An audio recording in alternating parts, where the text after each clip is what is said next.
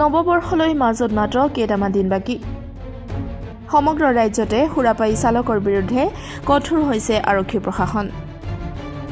উত্তৰ গুৱাহাটী আমিনগাঁৱৰ ৰাজপথত যান বাহনৰ তালাচী আৰক্ষীৰ। ব্ৰেথ এনালাইজাৰেৰে পৰীক্ষা প্ৰতিখন যান বাহন চালকক, বিশেষকৈ বনভোজ খাবলৈ যোৱা প্ৰতিখন গাড়ীতে তালাচী প্ৰশাসনৰ। ডিজিপিৰ নিৰ্দেশৰ পাছতে সুৰাপায়ী আৰু হেলমেট পৰিধান নকৰা চালকৰ বিৰুদ্ধে কঠোৰ হৈছে আৰক্ষী প্ৰশাসন। পাৰ্কখনত হয় এইকেইদিন চলাই আছোঁ আমি ড্ৰাংক এণ্ড ড্ৰাইভ। আমি ধৰক ৰঙিয়াৰ ফালে বায়তাচাৰীৰ ফালে বকুৰ ফালে আমি গোটেইবিলাক কৰি আছোঁ। কাৰণ এই নৱবৰ্ষৰ প্ৰাক মুহূৰ্তত বহু পিকনিকৰ আয়োজন হয় আৰু এই পিকনিকসমূহত দেখা যায় যে যিবিলাক বাছ গাড়ী যিবিলাক তাতে অলপ ফূৰ্তি কৰে, তেওঁলোকে কৰি পেলাই মদ্য সেৱন কৰি তেওঁলোকে মানে বাহিৰত ওলায় আৰু এইসমূহ আমি ডিটেক্ট কৰিবলৈ লৈছোঁ। আৰু আমাৰ উদ্দেশ্য হ'ল এক্সিডেণ্ট ৰোধ কৰিব লাগে। কাৰণ এইবিলাক সুৰাপায়ী যুৱকসকলে সাধাৰণতে জেনেৰেল দেখা যায় যে তেওঁলোকে অভাৰ ড্ৰাংক হৈ তেওঁলোকে ৰাস্তাত বহুত এক্সিডেণ্ট কৰে আৰু এতিয়া যিহেতু কুঁৱলীও পৰি আছে আৰু কুঁৱলীৰ কাৰণেও বহুতখিনি এক্সিডেণ্ট হয়। আৰু এই মুহূৰ্তত আমি একচুৱেলি পূজাৰ আগৰ পৰাই আমি এইখিনি আৰম্ভ কৰিছোঁ আমাৰ এই ড্ৰাইভটো। আৰু আমি পুলিচ প্ৰশাসনৰ লগতো আমি আৰু ইফালে আপোনাৰ এক্সাইজ ডিপাৰ্টমেণ্টো কৰি আছে আৰু গোটেইবিলাকে আমি আগবাঢ়িছোঁ। আমাৰ এটাই উদ্দেশ্য যাতে আমি এক্সিডেণ্ট শূন্য কৰিব পাৰোঁ, যাতে এক্সিডেণ্ট নহয়, সেইটোৱে আমাৰ উদ্দেশ্য। তাৰ কাৰণে আমি একদম ৰাতি 12টালৈকে হওক 10টালৈকে হওক আমি চবতে আমি অভিযান চলাই আছোঁ আৰু তেওঁলোকৰ বিৰুদ্ধে আমি ব্যৱস্থা লৈ আছোঁ সুৰাপায়ী যুৱকসকলে। আমাৰতো আপোনালোকে দেখি আছে চেকিং চলি আছে, আমি ৰেণ্ডম চেকিং কৰি আছোঁ।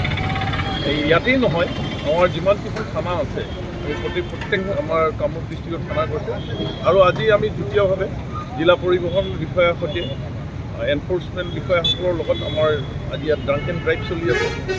আমি বিভিন্ন ঠাইত এই চেকিং চলি আছে।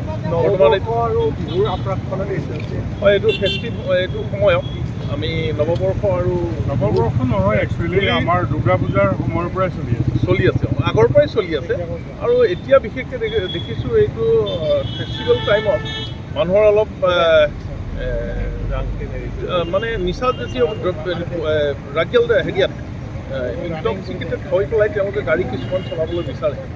গতিকে আমি সেইটো কাৰণে আমি পূৰা সজাগ হৈ আছোঁ আৰু আমি প্ৰায় চেক কৰিছোঁ। আজি এতিয়া আপোনালোকে চেক কৰাৰ সময়ত দেখিছে এতিয়ালৈকে ডিটেক্ট হোৱা নাই।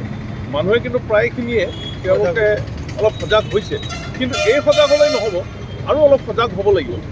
কাৰণ আপোনালোকে দেখিছেই পথত এক্সিডেণ্টৰ বিশেষ সেইটো এটা মেজৰ পইণ্ট, এটা যে মেজৰ যে ড্ৰাংক এণ্ড ড্ৰাইভ যদি কৰে তেতিয়াহ'লে প্ৰায় ক্ষেত্ৰত দেখা যায় এক্সিডেণ্ট তেনেকুৱা হৈছে।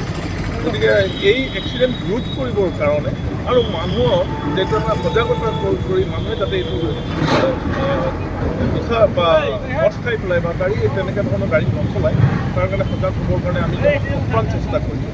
গতিকে আমি ৰাইজক অনুৰোধ কৰিম যে আপোনালোকেও আমাৰ লগত সেইটো সহায় কৰক আৰু হেলমেটো মানুহে পৰিধান কৰিব লাগে।